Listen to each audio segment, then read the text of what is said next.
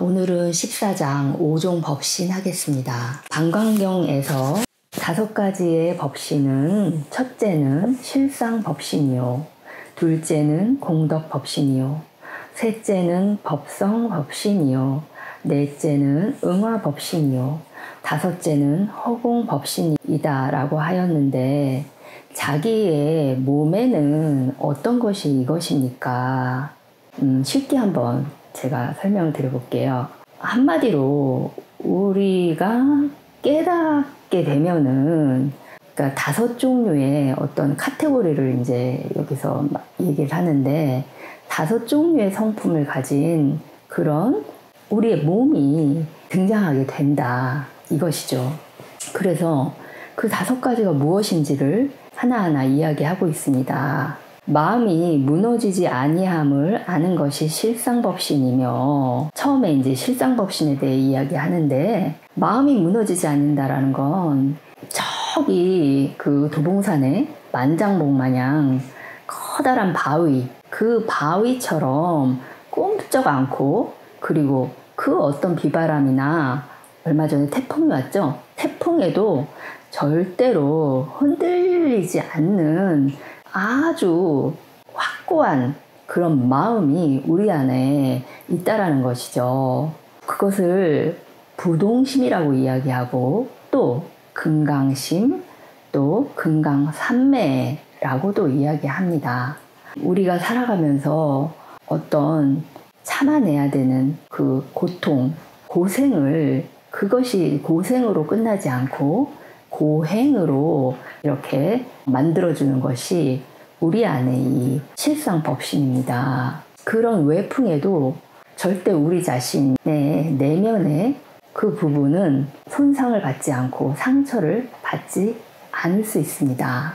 그래서 이 성철스님 설명에 금광불개심이라고 설명하면서 절대로 괴에 무너지지 않는다라는 이야기를 하고 있습니다. 그리고 마음이 만상을 포함함을 아는 것이 공덕법신이며, 본래 면목의 자리에 들어가면은 그 마음, 여기서 마음이라고 하지만 뭡니까? 진여자성이죠. 그 진여자성은 만물을, 만상을 다 포함하고 있다는 이야기인데요. 아까 금강 같은 그런 쇳덩어리, 금강불개심이라고 했잖아요.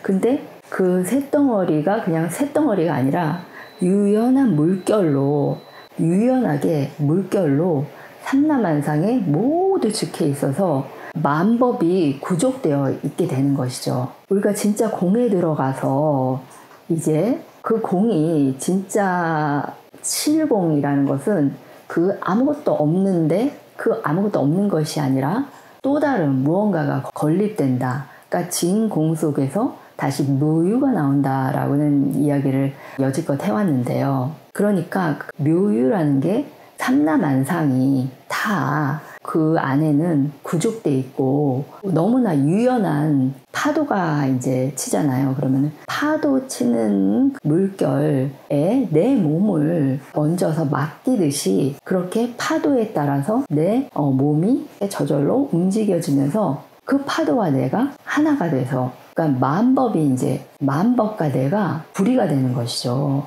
이것을 언어로 표현을 하려니까 이제 어떤 한계에 부닥쳐지는데요. 좀 쉽게 얘기하자면은 진공묘유가 되면 그 만법, 온 우주의 모든 생명체와 그리고 또 만물과 그것이 내 안에 다, 내가 다 포용을 할 수 있게 되고, 심지어는 그들과 내가 불이가 된다라는 것입니다. 그래서 어떻게 되냐면 저절로 남이 잘 되는 것을 함께 기뻐할 수 있게 그렇게 되는 것이죠. 남이 잘 되는 게 곧 내가 잘 되는 것이기 때문에 그것을 수의공덕이라고 하잖아요. 그래서 여기서 공덕법신이라고 한 거는 이게 다할공입니다. 양변에 치우쳐진 것으로부터 벗어나서 진공묘유에 들어가게 되면 덕이 생긴다라는 것입니다. 모든 그 만물과 하나가 되는 내가 된다라는 그런 이야기죠. 그리고 마음이 무심임을 아는 것이 법성법신이며, 그렇죠. 차별망상이 다 떨어지고 마음에 착이 붙지 않고, 그러니까 집착을 두지 않고 미세망령까지 다 떨궈지면은 무심이 되죠. 그래서 그게 마음은 실제로는 무심이구나. 그것을 아는 것이 되는데 법성 법신이다. 그러니까 마음은 본심은 무심이구나. 법의 성품은 원래 무심이구나. 이것을 아는 것이 이제 법성 법신입니다. 그리고 근기 따라 응하여 설법함이 응하법신이며, 그렇지만 마음이 우리 본심이 무심이지만 고정되어 있는 것이 절대 또 아니죠. 실상공, 실공이라고 하잖아요.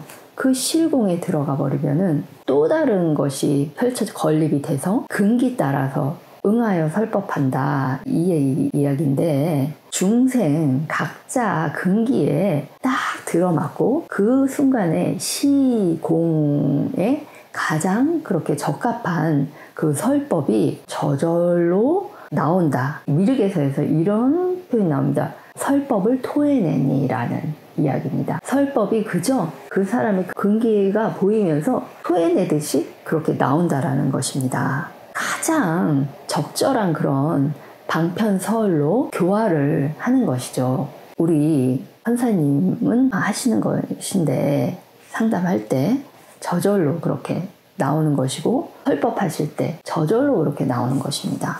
한 가지 이제 예를 들어보자면은, 승산 스님은 해외에 나가서 포교를 하셨죠.